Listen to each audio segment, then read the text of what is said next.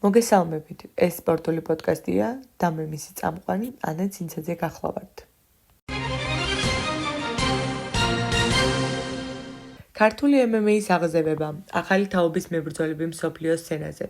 2025 წელი ქართული MMA-ისთვის გარღვევის წელია. ქართველი მებრძოლები, რომლებიც ჭიდაობისა და ძიუდოს ტრადიციებზე გაიზარდნენ, UFC-სა და Bellator-ის ოქტაგონებში ისტორიას წერენ. გიორგი თაბუაშვილი, 26 წლის. UFC-ს მსუბუქ წონაში ზედიზედ 2 ნოკაუტით გამარჯვებით მსოფლიოს ყურადღებას იპყრობს. მისი უნიკალური სტილი, რომელიც ქართულ ჭიდაობას, ბოქსსა და ჯიუ-ჯიტსუს აერთიანებს, მეტოქეებს უშანსოდ ტოვებს. UFC-ს პრეზიდენტმა დანა უაიტმა მას მომავლის ჩემპიონი უწოდა. ქალთა MMA-შიც გამორჩეულია ანა ხარაბაძე, 24 წლის, რომელიც Bellator-ის მსუბუქი წონის ჩემპიონის ტიტულისკენ მიიწევს. ანას მძლავრი დარტყმები და სწრაფი გრუნტის ტექნიკა მსოფლიოს საუკეთესო მებრძოლებთან კონკურენციაში აყენებს. მისი ბოლო 2 გამარჯვება ქართველი გულშემატკივრებისთვის სიამაყის წყარო გახდა.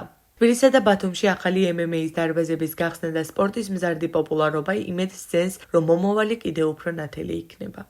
დღეისთვის სულ ეს იყო. დაგემშვიდობებით მომავალ შეხვედრამდე.